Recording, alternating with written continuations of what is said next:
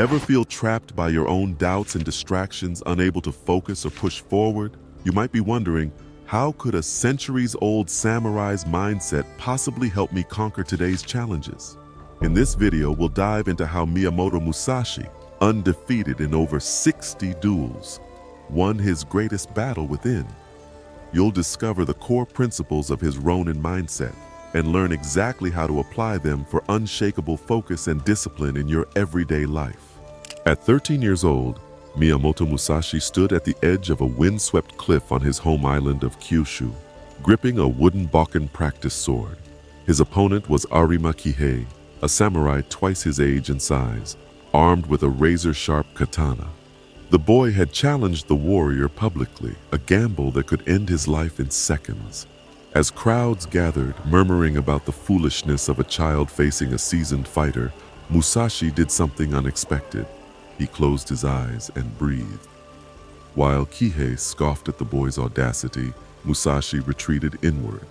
He'd spent months prior living in the mountains near his village, foraging alone and practicing swordsmanship for hours in complete silence.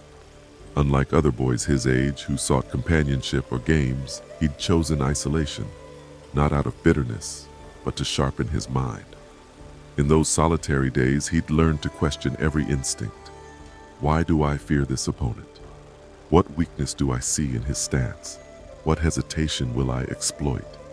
When the duel began, Kihei lunged first, his blade slicing air with lethal precision. But Musashi sidestepped calmly, as if time had slowed. In one fluid motion, he disarmed the samurai with a strike to the wrist, then slammed his bakken into Kihei's temple. The warrior fell dead. The crowd erupted in shock. Victory wasn't luck. It was the result of hundreds of hours Musashi had spent alone, visualizing battles and refining his focus. He didn't see solitude as punishment. It was his forge. Solitude wasn't just a habit for Musashi, it was strategy. In silence, he confronted his fears, strategized without distraction, and built a mind impervious to chaos. Modern life bombards us with noise, screens, obligations, and endless opinions. But as Musashi proved, clarity comes from carving out space to confront yourself. Start small. 10 minutes each morning without your phone. Sit with a journal and ask, what's distracting me today? What purpose will I pursue without apology?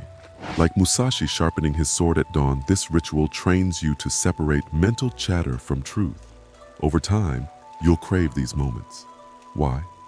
Because solitude is where you reclaim agency. It's where procrastination dies and discipline takes root.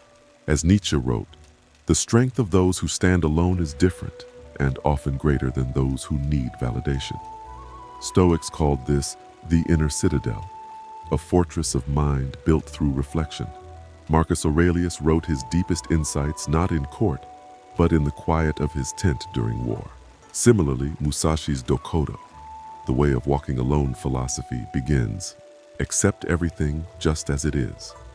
Solitude teaches acceptance, the first step to mastery. But discipline isn't built in silence alone. Musashi's next lesson? How to turn reflection into relentless action even when every fiber of your being resists. Years after his first duel, Musashi retreated to the icy caves of Mount Iwado, far from villages or human contact. For months, he trained alone, swinging a heavy wooden sword for hours in sub-zero cold. His hands blistered, his breath fogged the air, and his muscles screamed. Yet he didn't stop. Legend says he hung a single lantern from the cave ceiling, its flickering light casting shadows that mimicked opponents. He'd strike at them relentlessly, practicing kata, forms, until his movements became reflexive. But his greatest weapon wasn't his sword, it was his mind. Before duels, Musashi would arrive hours early. While his foes warmed up with physical drills, he'd sit cross-legged, eyes closed, rehearsing the fight in his head. In one account, he visualized his opponent's every possible move. A downward slash, sidestep left, a feint, bait them closer. By the time the duel began, he'd already won it mentally. This obsession with preparation bordered on ritual. Rain or snow, he trained. Victory or defeat, he refined. Even in his 50s, long after retiring from dueling, he'd rise before dawn to practice calligraphy and meditation. A warrior's mind, he wrote, is a flame that dies if left unattended. Musashi's genius wasn't innate. It was earned. He treated discipline not as a chore, but as a sacred contract with himself. Modern science calls this neuroplasticity. The brain rewires itself through repetition. Every hour Musashi spent drilling katas or meditating strengthened his focus like a muscle. But here's the catch. Consistency requires embracing discomfort. Most of us wait for motivation, but Musashi knew motivation is fleeting. Instead, he showed up especially when he felt resistance. Apply this ruthlessly. Practice a skill daily, even for 15 minutes, coding, writing, painting. Meditate upon waking, no exceptions. End each day with a victory audit. What did I improve today? As author James Clear writes, you don't rise to the level of your goals. You fall to the level of your systems. Build systems, not excuses. Musashi's Book of Five Rings states, you can only fight the way you practice. This mirrors Stoicism's focus on controlling habits, not outcomes.